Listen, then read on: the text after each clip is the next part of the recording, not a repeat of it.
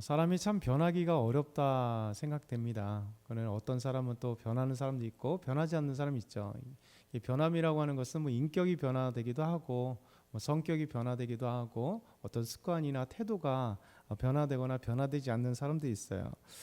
오늘 말씀, 어제 말씀과 오늘 말씀을 쭉 연결해서 보면 요셉의 형들, 그 형제들이 삶이 변화되는 모습을 보게 됩니다. 예전과 다른 모습들이요. 예전에 이제 요셉을 시기했고 또 요셉을 죽이려 했고 요셉을 미디안 상인에게 팔아버렸던 그 형제들이잖아요. 그러니까 자기들에게 좀 유익이 되는 형제들끼리 뭉치고 좀 미워하는 친구는 이제 형제들이만 좀 계속해서 미워하고 그랬던 사람들입니다. 근데 시간이라는 것이 또 어떤 여러 가지 큰 사건이 인생들을 변화시키는 것 같아요. 그러니까 요셉의 형들도 오늘 말씀은 유다가 이제 총리에게 자기네 어떤 그 잘못에 대한 것들 아니라고 항변하는 이야기입니다. 변호하는 이야기. 그러면서 이 변호하는 이야기를 잘 보게 되면 유다가 대표적으로 이렇게 변호를 하는데 유다가 예전의 모습과 너무 다른 모습 이렇게 나타나죠.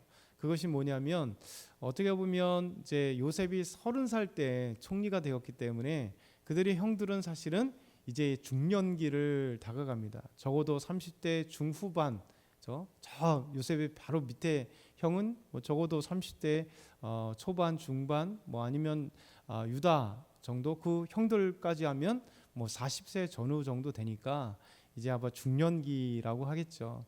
지금의 40은 뭐 젊은 사람이 돼요. 근데 그래도 지금 거의 4천년 전이니까 30대, 40대 정도 되면 이미 사실 중년기라 생각하면 됩니다. 요셉도 30살에 총리가 됐다는 것은 지금은 뭐 30살이면 뭐 아이고 이렇게 젊은 사람이 어떻게 총리가 돼 이렇게 생각할 수 있겠지만 사실은 그렇지 않겠잖아요. 우리 조선 시대만 해도 이 과거에 급제할 때 소년 급제 뭐 이런 얘기가 있잖아요. 12살, 13살 때 이미 급제를 해서 빠르면 이제 그 급제를 하면 상당한 직급으로 나가게 되는데 지금으로 한다면 뭐 외무고시라든가 고등고시라든가 여러 가지 행정고시나 사법고시 같은 이런 고시를 붙는다는 게 뭐 12살, 13살, 15살 했다는 거니까 뭐 대단한 거죠. 그만큼 이제 나이가 평균 나이가 적고 죽는 나이가 적다 보니까 빨리 성숙해서 빨리 결혼하고 빨리 무엇인가 어른으로서의 인가하는 거죠. 유대인은 12살이 성년으로 인정받는 나이니까 그만큼 이제 예전에도 그런 것들이 있죠. 어찌됐든 간에 요셉의 형제들은 나이가 들어가면서 삶이 변화된 것 같아요. 그리고 여러 가지 일들을 경험하면서 삶이 변화되는 것. 오늘 말씀 전체적으로 압축하면 유다가 두 가지를 되게 아름답게 고백을 해요. 하나는 막내 베냐민을 위해서 변호를 하고요. 또 한 가지는 아버지에 대해서 이야기를 합니다. 오늘 말씀 보면 첫 번째 유다가 베냐민에 대해서 변호를 하죠. 우리 14절에서 16절 말씀 한번 같이 읽겠습니다. 시작.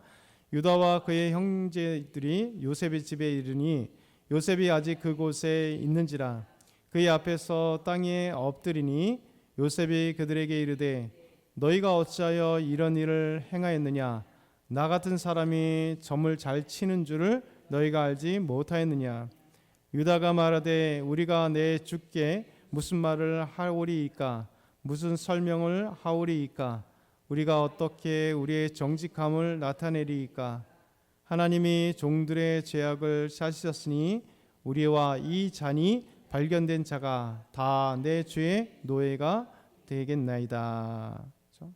유다가 형제들과 함께 요셉의 집에 오게 되었어요. 왜냐하면 자루에 돈이 있고 더더군다나 베냐민의 자루에는 요셉이 즐겨 마시는 잔 그리고 그것으로 점을 치는 잔이 그에게 있으니 이 벌이 애굽에게 있어서는 상당히 큰 건데 그들이 이제 잡혀서 요셉의 집까지 오게 되었습니다.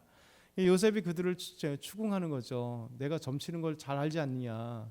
결국 너희들은 숨길 수 없다. 죄를 숨길 수 없다. 이런 얘기를 하면서 할 때 유다가 참 멋진 고백을 해요. 결론적으로 뭐냐면 하나님이 우리의 죄를 드러나게 하신 것 같다. 뭐 우리가 무슨 말을 하겠습니까? 변명을 하겠습니까? 그러니까 유다가 이제 학자들에 의하면 이 유다의 변명을 전체를 보면 상당한 변호, 되게 아주 기가 막힌 변호를 하고 있고 변호에 상당히 높은 그런 이제 수준의 변호를 한다 이렇게 얘기를 합니다. 결국 이제 유다는 나이가 되고 그 부분에 있어 솔직하죠. 총리라고 하는 거대한 그 직분 앞에서 대단한 분 앞에서 뭐 변명에 일관할 수 있잖아요. 이거 우리가 이게 한 게 아니고 와 보니까 있습니다. 뭐 이렇게 막 변명을 할 수 있는데 유다는 그렇게 변명하지 않습니다. 우리가 어떻게 정직함을 알게 하겠습니까? 그렇지만 하나님께서 이렇게 드러나게 하신 것 같습니다. 저희가 어떻게 할 수 없습니다. 얘기하면서 결국 여기서 달라진 면이 뭐냐면 동생 막내 동생 베냐민을 감싸는 모습이 있어요. 왜냐하면 결국 계속 요셉의 청지기에게 이야기했고 요셉의 청지기에 왔을 때 결국 발견된 사람이 종이 되겠다고 했잖아요. 우리가 발견되면 누구든지 죽겠다 유다가 얘기했고 그리고 우리가 종이 되겠습니다 얘기를 했잖아요. 그러니까 유다 청지기는 요셉의 청지기는 아니다. 죽음에 대해서는 빼고 종만 되게 하겠다 이렇게 얘기를 했습니다. 근데 발견된 사람은 베냐민인데 유다가 얘기하기를 우리 다 이렇게 얘기합니다. 우리 다가 함께 그리고 발견된 사람과 함께 이렇게 얘기를 하죠. 그래서 마지막 장 이렇게 얘기하잖아요. 우리와 이 잔이 발견된 자가 다 내 주의 노예가 되겠나이다. 그래서 사실 베냐민 옛날 같았으면 베냐민만 보내겠죠.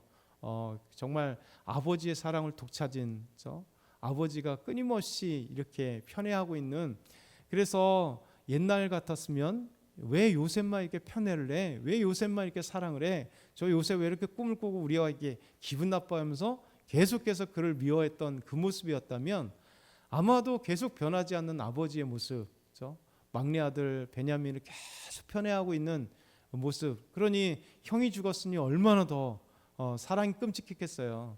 보호하고. 그런데 이제 형들은 결국은 그 모습으로 인해서 그걸로 했다면 베냐민을 대땅 넘겨줬겠죠. 베냐민 잘못했습니다. 얘가 잘못했습니다.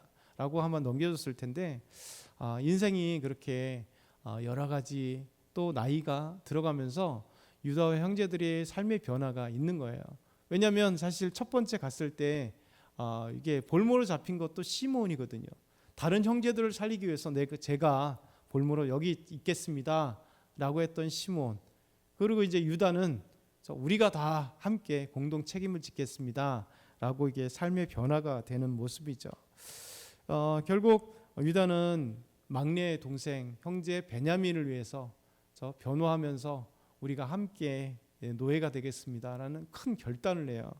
그 뒤에 보면 이제 유다가 총리에게 이제 아버지에 대한 마음, 아버지가 베냐민을 사랑하는 마음에 대해서 계속 변화하죠. 17절부터 24절 보면 요셉은 얘기합니다. 내가 결단코 그리하지 않겠다. 잔이 발견된 그 사람만을 내가 이렇게 종이 되게 하겠다. 그리고 너희는 평안히 올라가라 이렇게 얘기를 했습니다. 근데 유다가 이제 극구 얘기합니다. 주여 그러지 마십시오. 우리 아버지가 전에 얘기했지 않습니까? 전에 물어보시기를 너희 아버지가 계시냐 내 아우가 있느냐라고 말씀하실 때 제가 그렇게 대답을 했습니다. 우리 아버지가 계시는데 노년입니다. 노인입니다. 그리고 노년의 어둠 우리 막내 그 청년이 있는데 그를 너무 사랑합니다. 그래서 사실 동생을 데려보지 않습니다 라고 얘기했고 그러면서 계속 얘기하는 게 뭐냐면 아버지가 이 아이가 없으면 안 됩니다. 이 아이가 여기 있다면 아버지는 돌아가실 겁니다. 죽겠다고 하실 겁니다. 그렇게 얘기를 하죠. 그러면서 뭐 31절에도 우리가 읽진 않았지만 이제 내일의 본문의 말씀이지만 31절에도 이렇게 얘기해요. 아버지가 아이의 없음을 보고 죽으리니 이같이 되면 종들의 주의 종 우리 아버지가 흰 머리로 슬퍼하며 수로 내려가게 함이니이다. 참 멋있잖아요. 이제 예전의 모습과 다르잖아요. 왜냐하면 형들은 계속해서 형제들이 아버지의 편애 그것 때문에 사실 심기가 계속 불편했거든요. 중간중간에도 불편했고요. 근데 이제 나이가 많아지면서 유다도 이제 아버지가 됐고, 그렇죠? 다른 형제들도 이제 다들 결혼하고 이제 인생을 살아보니 아버지의 마음을 많이 알았던 것 같아요. 그러면서 또 더더군다나 예전에는 더 그런 게 크잖아요. 그래서 이 아버지가 이 아이를 우리 베냐민 막내를 너무 사랑합니다. 근데 이 아이가 없으면 우리 아버지가 죽습니다. 이게 결국 아버지의 편애를 형들은 또 지금까지 더 알잖아요. 이 아이가 없으면 안 된다. 두 번째도 보내려고 하면 아버지 그분이 총리가 이 아이를 보내지 않으면 절대 오지 마라 했습니다. 그러면서 결국 데리고 갔잖아요. 그만큼 사랑했던 아이, 그럼에도 이제 그를 변호해주고 함께 종이 되겠다고 하고 아버지의 그 모습을 보면서 사랑합니다. 이 아이 너무 사랑합니다. 이 아이를 데려가지 않으면 아버지가 죽겠습니다라고 하는 변화된 모습이 있다는 거예요. 그래서 오늘 이 말씀을 보면서 참 아름답다는 생각이 들어요. 인생의 성숙기가 되면, 인생이 점점 나이가 들면 또 꼭 나이만 드는 것만이 아니더라도 인생의 변화가 필요하다. 그렇죠? 하나님 앞에서 우리 인생의 변화들이 필요하다. 그러니까 저와 여러분이 오늘도 말씀을 한번 잘 생각해 보면서 정말 변화되지 않을 사람은 없다. 그렇죠? 분명히 변화되지 않는 성경의 인물들도 되게 많습니다. 평생 변하지 않는. 그런데도 하나님이 우리에게 요구하시는 게 뭐냐면 우리에게 성숙이 필요하다. 믿음 안에서 아름다운 성숙. 그래서 삶의 변화. 그래서 하나님께서 우리에게 기뻐하시는 인생을 살아가는 것이 하나님의 아름답게 기뻐하시는 일이다라는 것. 그러면서 오늘도 저와 여러분이 믿음 안에서 변화되고 믿음으로 살아가는 저와 여러분 다 되길 소망합니다.